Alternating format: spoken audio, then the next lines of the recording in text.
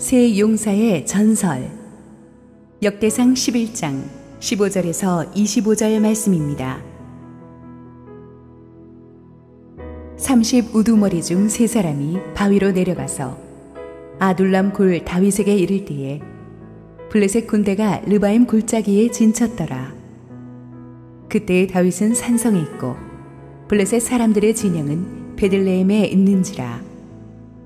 다윗이 갈망하여 이르되 베들레헴 성문 곁 우물물을 누가 내게 마시게 할꼬 하매, 이 세 사람이 블레셋 사람들의 군대를 돌파하고 지나가서 베들레헴 성문 곁 우물물을 길어 가지고 다윗에게로 왔으나 다윗이 마시기를 기뻐하지 아니하고 그 물을 여호와께 부어드리고 이르되, 내 하나님이여, 내가 결단코 이런 일을 하지 아니하리이다.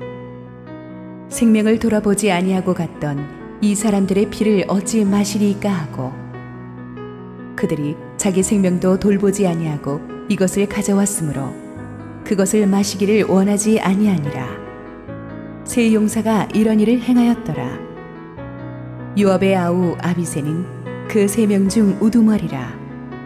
그가 창을 휘둘러 300명을 죽이고 그 세 명 가운데에 이름을 얻었으니, 그는 둘째 세 명 가운데에 가장 뛰어나 그들의 우두머리가 되었으나 첫째 세 명에게는 미치지 못하니라. 갑스엘 용사의 손자 여호야다의 아들 브나야는 용감한 사람이라. 그가 모압 아리엘의 아들 둘을 죽였고 또 눈 올 때에 함정에 내려가서 사자 한 마리를 죽였으며, 또 키가 큰 애굽 사람을 죽였는데 그 사람의 키가 5 규빗이요 그 손에 든 창이 배틀채 같으나 그가 막대기를 가지고 내려가서 그 애굽 사람의 손에서 창을 빼앗아 그 창으로 죽였더라. 여호야다의 아들 브나야가 이런 일을 행하였으므로 세 용사 중에 이름을 얻고 30명 중에서는 뛰어나나 첫째 세 사람에게는 미치지 못하니라. 다윗이 그를 세워 시위대장을 삼았더라. 할렐루야. 우리 하나님께 감사와 영광의 박수 올려드리겠습니다. 축복된 주일 예배 현장에 나오신 성도님들과 지금 실시간 생방송으로 예배에 동참하고 계신 국내 모든 성도님들에게 하나님의 은혜가 충만하게 임하기를 축원합니다. 우리 함께 기도하시고 하나님 말씀 보겠습니다. 주님, 세상이 흔들어 놓은 우리의 여리고 불안한 마음, 오늘도 주님의 말씀의 임재 앞에서 힐링을 얻고 힘을 얻기를 원합니다. 부족한 종을 가리시고 오직 우리 주님 홀로 영광 받아 주시옵소서. 예수님 이름으로 기도했습니다. 아멘. 지난주에 우리는 다윗이 이웃의 군사 강국 블레셋에 2번에 걸친 대침략을 통쾌하게 물리치는 이야기를 함께 살펴보았습니다. 병력의 그 숫자나 무장 상태 등에서 이스라엘은 블레셋 군에 비해 모든 것이 절대 열세였습니다. 그러나 다윗과 함께 하시는 하나님의 힘으로 그들은 기적 같은 승리를 일궈냈었습니다. 다윗을 죽이려고 들어온 블레셋은 오히려 다윗의 이름을 천하에 떨치게 하는 그런 디딤돌 역할을 하고 말았습니다. 하나님께서는 오늘도 하나님의 사람을 세상 권세 칼날로부터 지키시고 축복하십니다.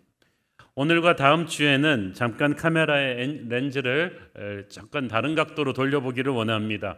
다윗이 놀라운 하나님의 사람이긴 했지만 다윗 혼자서 그 수많은 전쟁을 치러내면서 통일 이스라엘의 영광을 이뤄낼 수는 없었죠.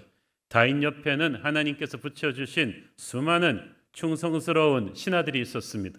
역대상 11장은 그 신하들 중에서도 군계 일학 최고의 장군 30명의 이름의 리스트를 쫙 열거합니다. 오늘의 본문 15절에 나오는 30 우두머리는 바로 역대상 11장에 기록된 다윗이 거느린 최고의 장군 30명을 가리킵니다. 그런데 그 30명 중에서도 최고의 능력을 가진 1등급 3인이 있었어요. 야소보암, 엘르아살, 삼마였는데 그 세 사람의 이야기는 오늘 본문 직전에 나왔었고, 오늘의 본문에서 말하고 있는 이 세 사람은 그 1등급 최고의 능력자 세 사람보다는 약간 능력이 못 미치는 2등급 그러나 뛰어난 장군들의 이야기를 다루고 있습니다. 그러나 능력은 2등급이었는데 그들은 오늘 그 베들레헴 우물에서 보여준 그 놀라운 활약으로 인해서 1등급 용사들을 제치고 다윗 역사의 전면에 부각되게 되죠. 15절 읽습니다. 30 우두머리 중에 세 사람이 바위로 내려가서 아둘람 굴 다윗에게 이를 때에 블레셋 군대가 르바임 골짜기에 진쳤더라. 블레셋 군대가 르바임 골짜기에 진쳤다 함은 우리가 지난주에 다루었던 블레셋의 대침략 전쟁 때 일이라는 뜻이죠. 거인의 평원이라는 뜻의 르바임 골짜기는 예루살렘 남서쪽에 위치한 넓은 골짜기 평원입니다. 그래서 블레셋의 수많은 전차대와 보병들이 이 르바임 골짜기를 가득 메우고 다윗을 잡으려고 쳐들어온 거예요. 이때 다윗이 아둘람 굴에 전진 사령부를 배치합니다. 아둘람 굴은 여러분 기억하실지 모르겠습니다만은 다윗이 광야 생활할 때 그 은신처로 삼았던 큰 지하 동굴입니다. 그래서 그쪽 지역에 다윗이 익숙했죠. 광야 시절 때 보냈던 그 아둘람 굴로 다시 한번 왕이 돼서도 돌아오게 될 줄은 다윗은 몰랐을 거예요. 자, 16절 17절 읽습니다. 그때 다윗은 산성에 있고 블레셋 사람들의 진영은 베들레헴에 있는지라. 다윗이 갈망하여 이르되 베들레헴 성물 곁 우물물을 누가 내게 마시게 할꼬 하매. 자, 다윗은 아둘람 굴에서 나와서 이제 산성 높은 곳에서 아래를 내려다보며 진치고 있고, 블레셋 군대는 밑에서 르바임 골짜기, 특히 베들레헴 지역 전체를 중심으로 가득 메우고 진을 쳤습니다. 이를 내려다보고 있던 다윗이 갈망하여 말했다고 했는데, 이 원문을 보면은 갈증이 심했다는 표현입니다. 워낙 더운 지방이고 이 전투를 지휘하다 보면 지휘관이 목마를 수도 있죠. 하지만 그렇다고는 하나 부하들의 생명을 자기 생명보다 소중히 여기는 다윗이 설마 진짜로 적이 가득 찬 그 적진 한가운데로 들어가서 이 베들레헴의 우물물을 떠오라고 명령했을 리는 만무하죠. 상황은 대충 이렇게 된 것 같습니다. 예루살렘 코앞까지 밀려온 블레셋 대군을 맞아서 이 다윗이 가지고 있는 이 육체적 심리적인 압박이 너무나 컸을 것입니다. 뜨거운 태양 밑에서 이렇게 전투를 지휘하다 보니까 다윗이 갑자기 목이 타는데, 내려다 보니까 블레셋이 점령하고 있는 그 본부 한복판이 자기의 고향 베들레헴이에요. 그 베들레헴의 우물물은 깊고 맑고 깨끗하기로 유명했는데 아마 다윗은 어렸을 때 그것을 마시고 자랐겠죠. 그래서 이 격전의 소용돌이 속에서 다윗은 문득 그 어린 시절 마셨던 고향 베들레헴의 우물 맛을 기억하면서 저도 모르게 저 베들레헴 우물물 한 잔 마시고 싶다, 누가 좀 떠다 줬으면 좋겠다라고 그냥 탄식하듯이 말하고 말았어요. 성경에 이 누가 내게 마시게 할 거는 누가 가서 좀 물 좀 떠와라는 명령어가 아닙니다. 누가 물 좀 떠다 줬으면 좋겠다라는 탄식에 가까운 혼잣말이었어요. 그런데 그 혼잣말을, 무심코 흘린 혼잣말을 다윗의 이 세 용사들은 허투루 듣지 않았습니다. 서로 의미심장한 눈빛을 교환한 뒤에 창칼을 집어들고 쏜살같이 적진으로 돌진했어요. 18절 읽습니다. 이 세 사람이 블레셋 사람들의 군대를 돌파하고 지나가서 베들레헴 성문 곁 우물물을 길어가지고 다윗에게로 왔으나 다윗이 마시기를 기뻐하지 아니하고 그 물을 여호와께 부어드리고. 자, 이 블레셋 군대가 얼마나 황당했겠어요. 얼마나 놀랬겠어요. 지금 천하에 적수가 없는 블레셋의 전차대와 이 엄청난 대군을 보고 이스라엘 군사들이 공포에 질려서 숨도 못 쉬고 있을 줄 알았는데 세 명이 돌격해 오는 거예요. 설마 저 세 명이 우리를 공격하려고 하는 건가? 자살 특공대인가? 도대체 쟤들 뭔가? 굉장히 놀라지 않았겠습니까? 의아해하고 있는 블레셋 진영으로 어느새 이 세 용사는 들이닥쳐서 그들을 치고 베고 쓰러뜨리기 시작했습니다.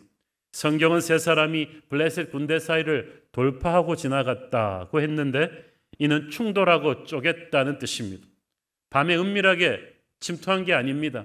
대낮에 완전 무장하고 있는 살기등등한 적의 대군으로 정면으로 싸우면서 돌파한 거예요. 어떻게 보면 정말 너무나 무모한 자살 행위와도 같은 일이었죠. 블레셋 장수들과 병사들은 처음에는 놀라서 멍하니 서 있다가 곧 전열을 정비하고 칼을 집어들고 달려들었는데 이 세 사람의 용명을 당해내지 못했습니다. 추풍 낙엽처럼 블레셋 군대가 쓰러지면서 길이 났어요. 그 길을 통해서 이 세 용사는 마침내 베들레헴 우물에 다다랐습니다. 거기서 가지고 온 수통을 탁 꺼내서 우물물을 막 퍼담은 다음에 다시 적의 포위망을 뚫고 이스라엘 진영으로 돌아온 거예요. 그리고 피와 땀에 범벅이 된 얼굴로 죽은 다윗에게 이 자랑스럽게 수통의 물을 딱 갖다 바쳤습니다. 다윗은 너무 놀랐어요. 너무 충격을 받았습니다. 자기는 그냥 무심코 한마디 내뱉었을 뿐인데 이 세 부하들이 진짜로 목숨을 걸고 적진에 뚫고 들어가서 이 물을 떠온 거예요. 이걸 지켜보던 다윗의 수많은 병사들도 정말 놀란 눈입니다. 다윗은 갑자기 뭔가 뜨거운 게 속에서 솟구쳐오는 걸 느꼈습니다. 차마 그 물을 마실 수가 없었습니다. 다윗이 그 물을 마셨다면 우리가 아는 그 위대한 지도자 다윗이 아니었겠죠. 성경은 다윗이 그 물을 마시기를 기뻐하지 않았다고 했어요. 그 말은 차마 마실 수가 없었다는 거예요. 울컥하는 게 올라와가지고. 그래서 여호와께 부어드렸다고 했습니다. 부하들에게 너무 미안한 마음으로서 마실 수는 없었지만 그렇다고 애써 떠온 물을 버릴 수는 없고 하나님께 드리는 전제로 부었다는 거예요. 이것은 부하들의 생명을 담보로 한 피와 같은 물인데 모든 피는 율법에 의하면 하나님께 돌리는 거거든요. 그래서 하나님께 전제물로 드렸어요. 다윗은 자기가 무심코 내뱉은 말 한마디가 이렇게 심각한 파급을 갖고 왔다는 것이 너무 놀라고 미안했을 것입니다. 19절 읽습니다. 이르되 내 하나님이여 내가 결단코 이런 일을 하지 아니하리이다. 생명을 돌아보지 아니하고 갔던 이 사람들의 피를 어찌 마시리까 하고 그들이 자기 생명도 돌보지 아니하고 이것을 가져왔으므로 그것을 마시기를 원하지 아니하니라. 세 용사가 이런 일을 행하였더라. 자, 리더는 자기가 가진 영향력이 자기가 생각하는 것보다 훨씬 크다는 사실을 알아야만 합니다. 리더는 아무렇지도 않게 툭 던졌는데 듣는 부하들은 뜻밖의 아주 심각하게 받아들이거든요. 그래서 무슨 말을 했느냐 이상으로 중요한 것은 누가 했느냐예요.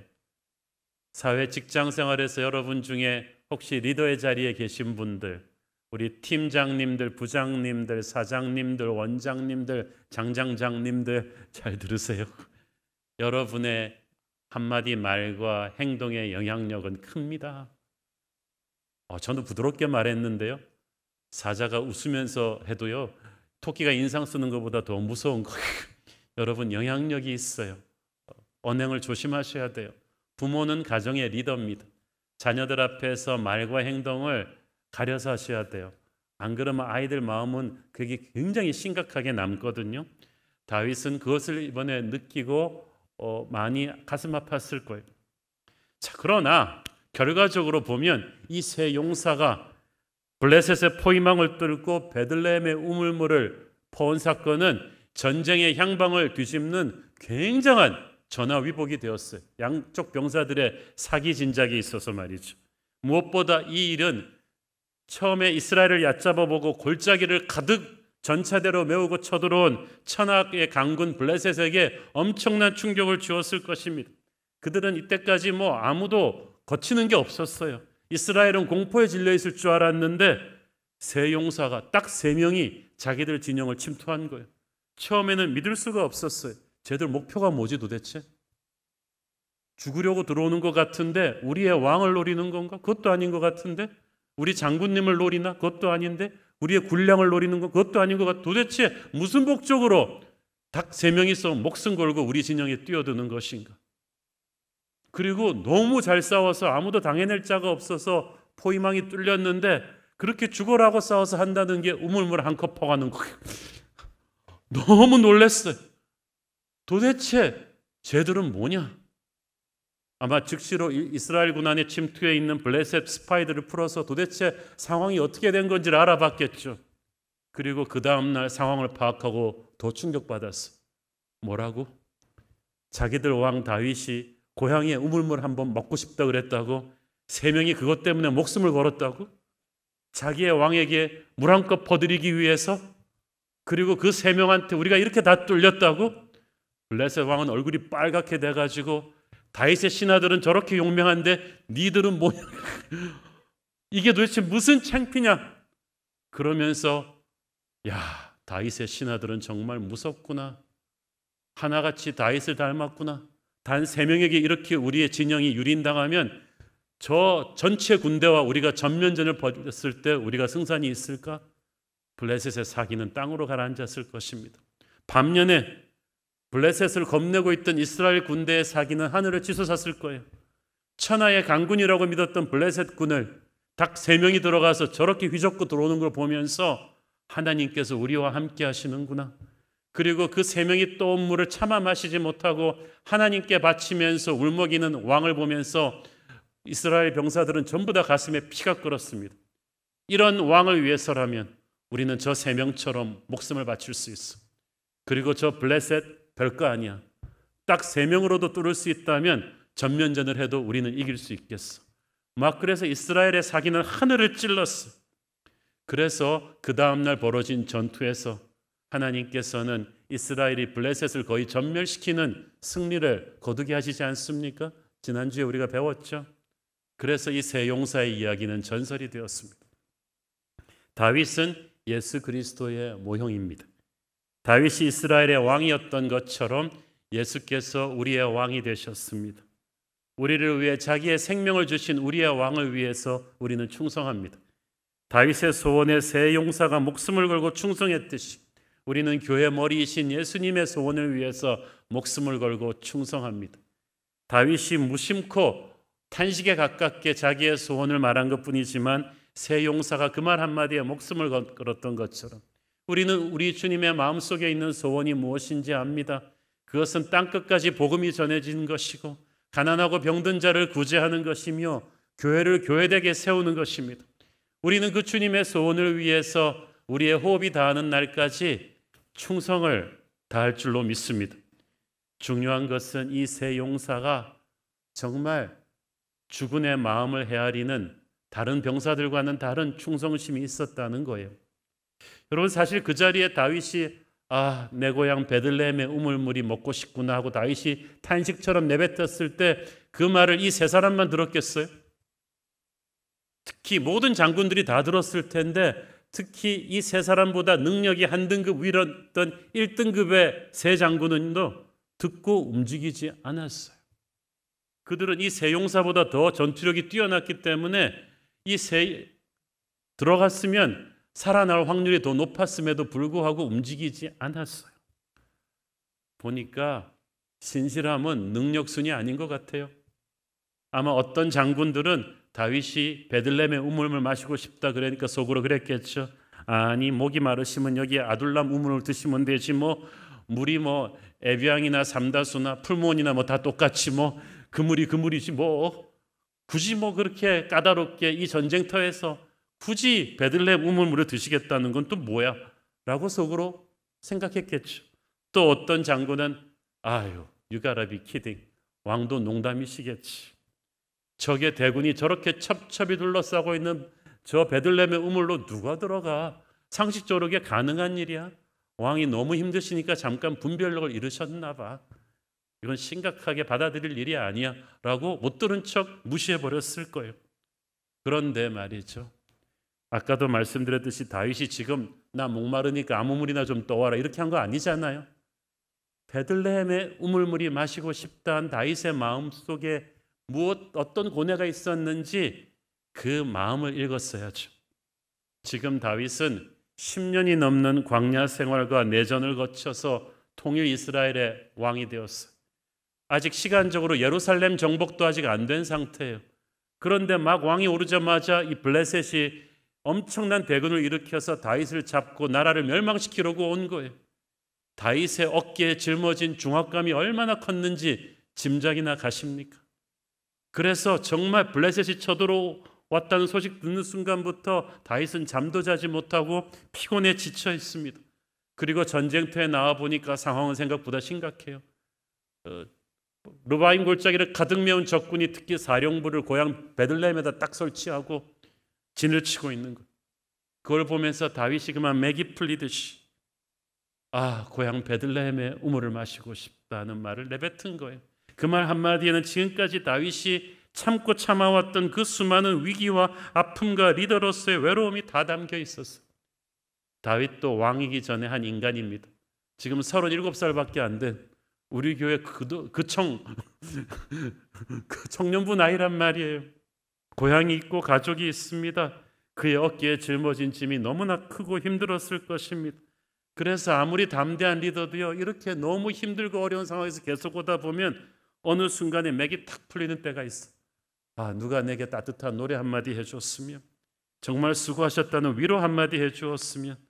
그래서 휴게소에서 나오는 트로트 한마디에도 그냥 울컥하는 때가 있는 거예요. 누가 베들레헴의 우물물 좀 떠다 줬으면 하는 다윗의 마음에는 이런 아무도 모르는 리더로서의 고뇌와 외로움과 아픔이 있는 것입니다. 새 용사가 바로 그 다윗의 마음을 캐치한 거예요. 오죽하면 왕께서 저 적군이 에워싸고 있는 베들레헴의 우물물을 마시겠다고 했을까? 왕이시여, 외로워 마십시오. 힘들어 마십시오. 당신을 위해서 이렇게 목숨을 던지는 우리 같은 부하들이 있지 않습니까? 그들이 떠온 베들레헴의 우물은 단순한 물이 아닙니다. 정말 목숨보다 진한 사나이들의 의리, 왕에게 바치는 충성이었던 거예요. 다윗이 그 마음을 읽고 감동한 것입니다. 새 용사가 다윗의 이런 표현하지 않은 속내까지도 살펴서 충성을 다했듯이 우리도 주님을 위해서 살 때도요, 주님이 말씀하시지 않은 그 속내까지도 살피면서 충성을 다해야 할 줄로 믿습니다. 여러분 보면 신앙생활하는 사람들 중에서요, 그냥 간신히 천국 갈 정도의 미니멈 크리스찬으로 살아가는 사람이 있고, 허리가 휘도록 버겁게 자기의 최선을 쏟아붓는 맥시멈 크리스찬의 삶을 사는 사람이 있어요. 미니멈 크리스찬 어떤 사람이냐 하면 살인이나 도둑질 같은 심각한 죄만 짓지 않으면 된다. 그래서 하나님한테 결정적으로 찍히지만 않으면 된다. 주어진 일만 하면 된다. 저 옆집의 김집사보다 더 못하지만 않으면 된다. 그래서 어떻게 하면 최소한의 노력을 하고 살까 하는 신앙입니다. 그러나 성령의 사람은 다르게 생각하죠. 남이 뭐라 하든 상관없다. 지금 이 순간에 내가 드릴 수 있는 최선은 무엇인가? 어떻게 하면 주님을 기쁘시게 할까? 지금 내가 움직이지 않으면 하나님의 나라에 데미지가 올 텐데 지금 나의 모든 걸 던져서라도 어둠의 군대를 막고 하나님을 기쁘시게 해드리자. 이것이 바로 성령의 사람이에요. 이 베들레헴의 새 용사가 그랬다니까요. 여러분 생각해 보세요. 블레셋 군대가 말이죠, 몇만 대군이 와가지고 왜 하필 르바임 골짜기 주변에 그 수많은 동네를 다 놔두고 하필 그 콩할 만한 베들레헴에다가 자기들의 본영을 설치했겠어요? 다윗이 산성에서 지켜보는 거 뻔히 알면서 다윗의 고향인 걸 너무나 잘 알기 때문이에요. 이것은 블레셋의 의도적인 작전이에요. 다윗에게 수치를 주고 다윗의 감정을 흔들어 놓고 다윗을 위협하기 위한 거였어요. 다윗 보느냐? 너의 고향 베들레헴을 우리가 짓밟아 버렸다.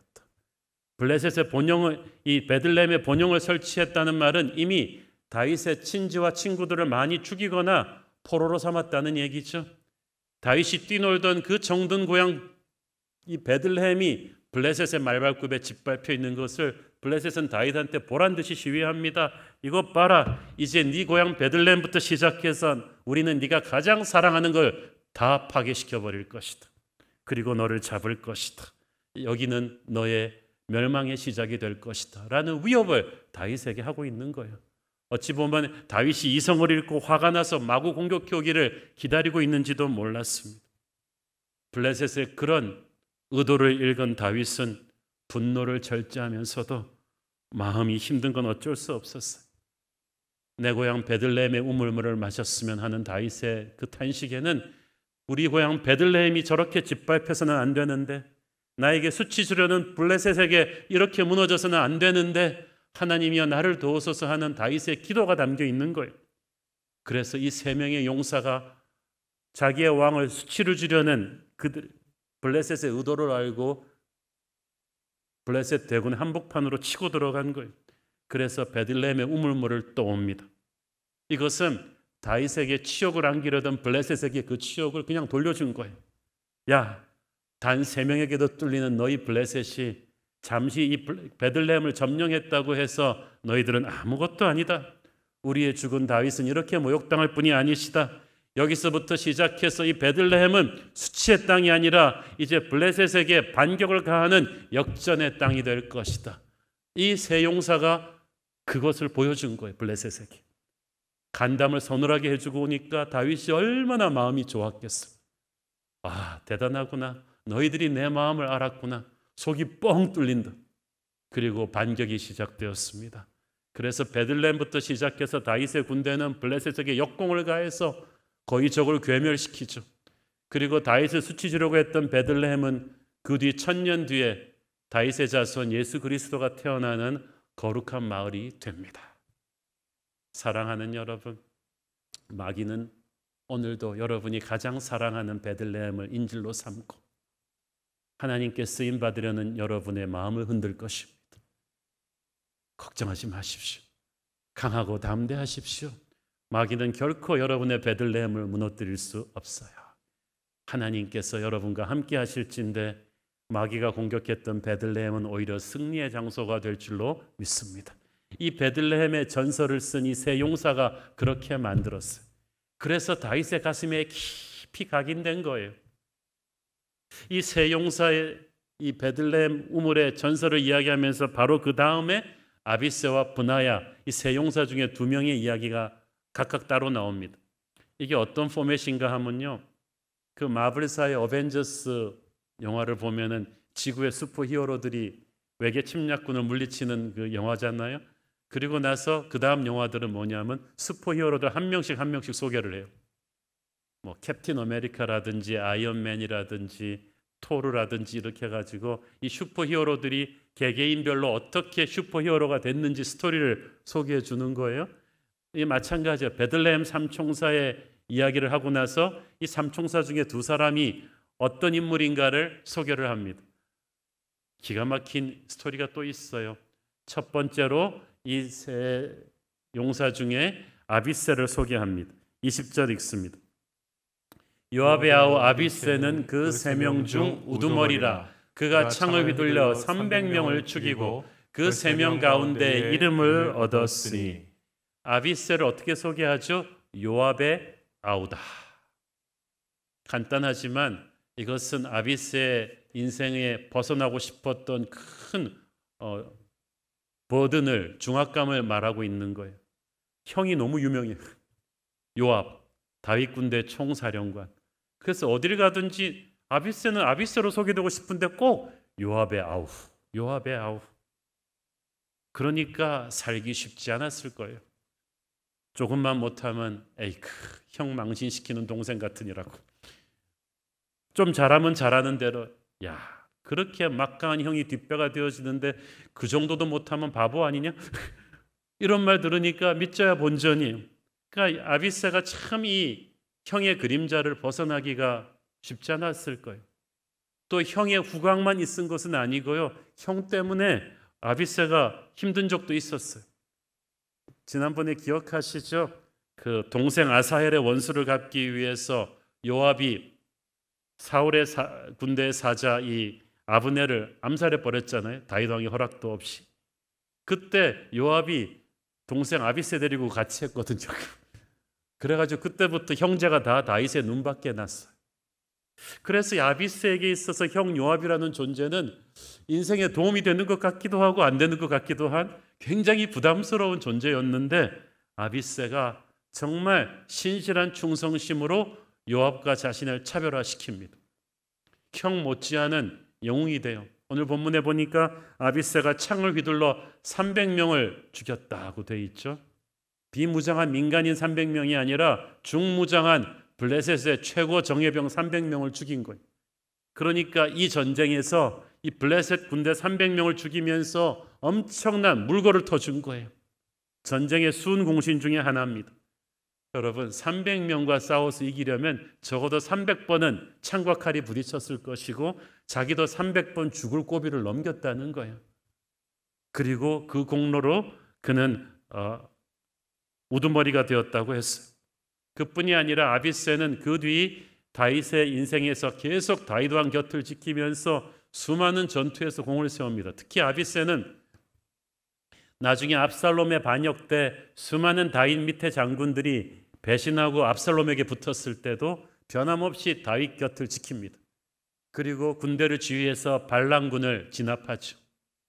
다윗이 노년이 되어서 블레셋과의 전쟁에서 블레셋의 거인 장수에게 죽게 되었을 때도 아비새가 구해냅니다. 그리고 왕이시여 다시는 전쟁터에 서지 않으셔도 됩니다. 내가 왕을 지킬 것입니다. 보니까 아비새는요 평생 다윗을 지키기 위해서 수많은 전투를 감당해내고 변하지가 않아요.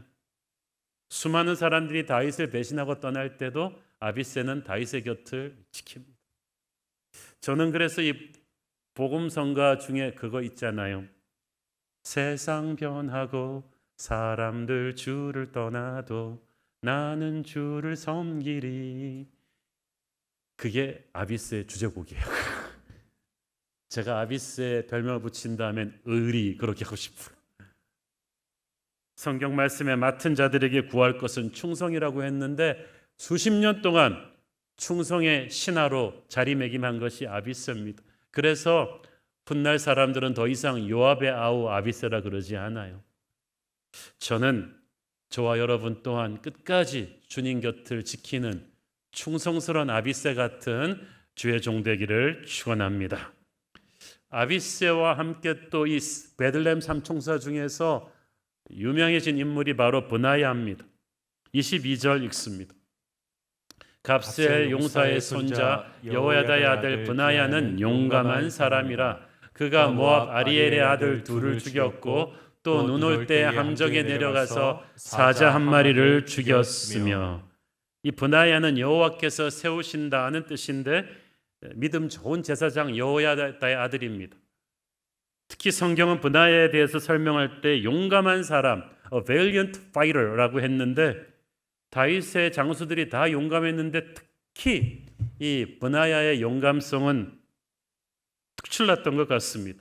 그 에피소드 3개가 연거푸 소개되고 있죠. 첫째, 브나야는 모압 아리엘의 아들 둘을 죽였다고 했습니다. 여기서 아리엘은 실제 사람 이름이 아니고 이 아랍권에서는 지금도 용맹한 용사를 아리엘, 전쟁의 신이라고 부릅니다. 이 전쟁의 신의 아들들이라고 불릴 정도로 그 당시 용맹한 모압 군대 중에서 가장 뛰어난 두 용사가 있었나 봐요. 그 두 사람이 얼마나 이스라엘 군대를 공포에 몰아넣었는지 모릅니다.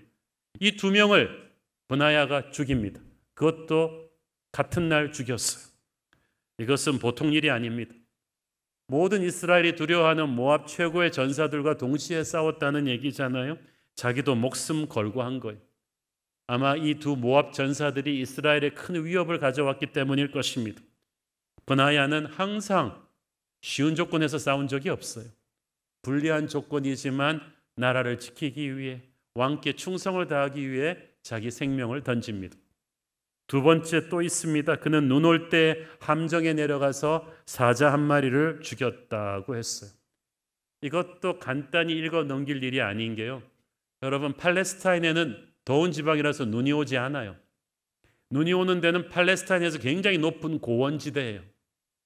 그런데 거기서 또 눈이 펑펑 쏟아지는 날에 미끄러질 정도의 구덩이까지 쫓아 들어가서, 함정이라고 번역했지만 깊은 구덩이입니다. 쫓아 들어가서 사자를 죽였어요. 사자한테 자기를 지킨 게 아니고 쫓아 들어가서 죽인 거예요. 당시 이스라엘 광야에 있던 들사자는요, 몸무게가 기본적으로 200kg가 넘고요, 시속 55km까지 달릴 수 있고 한 번 점프에 10m까지도 할 수 있는 무서운 맹수입니다. 이런 사자의 공격에서 살아남기만 해도 대단한 것인데, 눈이 쏟아지는 그 안 좋은 날 고원지대에 그 깊은 구덩이까지 쫓아 들어가서 악천후 속에서 그 사자를 죽였다. 이건 대단한 일이죠. 그 악조건 속에서 브나야가 왜 사자를 잡으려고 거기까지 들어갔겠어요? 설마 사냥이 취미라서? 그래갖고 뭐 박제해서 걸어놓고 싶어서 그건 아니었을 거예요. 분명히 그 사자는 선량한 사람들을 많이 해치고 백성들에게, 국민들에게 큰 우왕거리가 되는 그런 존재였을 거예요. 그래서 모두가 힘들어하지만 두려워서 손도 못 대는 그 사자를 브나야가 나서서 쫓아가서 죽였을 것입니다. 그 고원지대에 눈 오는 날 구덩이까지 쫓아간 것은 그날 그 찬스가 절호의 찬스였기 때문이었을 거예요. 모두가 큰 문제라고 알고 있는 것, 그러나 아무도 두려워서 건드리지 못하는 큰 국가적인 우환을 브나야가 나서서 해결한 것입니다. 자기의 목숨을 걸어야 되는 위험한 일이었어요. 보통 사람들 같으면 안 했을 거예요. 아유, 다음에 평지에 사자가 좀 나오면 하지. 혼자 들어가면 위험한데 좀 백업 군대로 좀 거느리고 가서 해야지. 눈 좀 그치면 해야지. 야, 사냥꾼들 불러라. 장군 체면에 내가 굳이 나서겠느냐? 이렇게 다들 차일피일하면서 몸을 빼고 있을 때 브나야가 몸을 아끼지 않고 그날 문제를 해결합니다. 우리가 브나야를 보면서 다시 한번 느끼게 되는 것은 최소한만 하고 살아가는 미니멈 크리스찬과 하나님이 기회를 주실 때 최선을 다하는 맥시멈 크리스찬이 이렇게 다르다는 거예요. 우리는 아무 잘못도 안 하면서 동시에 아무 옳은 일도 안 할 수 있어요. 브나야가 그날 아무것도 안 하고 가만히 있었어도 아무도 욕할 사람은 없었을 거예요. 가만 보면 뜻밖의 많은 크리스찬들이 이렇게 살아요. 하나님한테 혼나지 않을 정도로, 사람들한테 욕먹지 않을 만큼만 하자.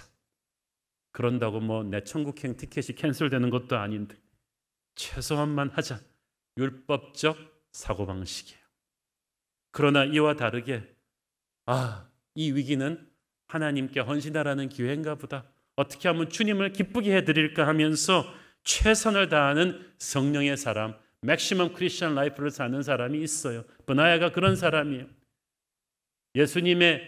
물로 예수님의 발만 씻겨드려도 그날 대단한 건데 굳이 값비싼 향유가 든 옥합을 깬 마리아가 바로 그런 사람이었어요.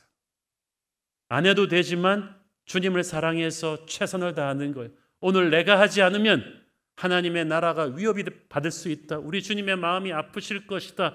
그래서 나를 던지는 거예요. 브나야는 백성을 괴롭히고 왕에게 우환거리가 되는 사자를 그냥 놔두지 않고 미루지 않고 그날 나서서 그 문제를 해결합니다. 그는 몰랐지만 하나님께서 그날 거기에 브나야를 두신 까닭은 바로 하나님이 그에게 주신 콜링이었어요. 부르심이었어요. 여러분, 부르심의 자리가 그렇게 화려하고 팡파레 울리는 그런 자리 아닙니다. 많은 경우 부르심의 자리는 눈앞에 으르렁거리는 사자처럼 정말 위험하고 힘든 도전, 정말 등을 보이고 도망가고 싶은 그 순간이 부르심이에요. 그러나 누군가는 반드시 해결해야만 되는 문제, 하나님께서 나를 믿고 그 자리에 세우신 거예요. 하나님의 나라를 위협하는 사자를 처리하고 하나님께 영광을 돌리라고 세우신 그 자리에 우리는 물러서면 안 되는 거예요. 우리가 하지 않아도 욕할 사람은 없어요. 그러나 우리가 해야 하나님이 기뻐하세요. 하나님의 나라가 확장이 되는 거예요. 영적인 성숙은 뒤에 물러가서 뒷짐지고 대접받으려고 하고 이렇게 하고 있는 게 아니에요. 영적인 성숙이란 하나님이 주신 기회를 놓치지 않고 그 위기의 사자 앞에 담대히 기도하며 돌진하는 것입니다. 그게 영적인 성숙이에요. 이런 영적인 승리가 쌓여서 영적인 성숙을 만들어주는 거거든요. 브나야의 전설은 거기서 끝나지 않습니다. 23절 읽습니다. 또 키가 큰 애굽 사람을 죽였는데 그 사람의 키가 5 규빗이요 그 손에 든 창이 배틀채 같으나 그가 막대기를 가지고 내려가서 그 애굽 사람의 손에서 창을 빼앗아 그 창으로 죽였더라. 키가 5 규빗이면요, 키가 2m 30이 훨씬 넘는 거예요. 거의 골리앗급이에요.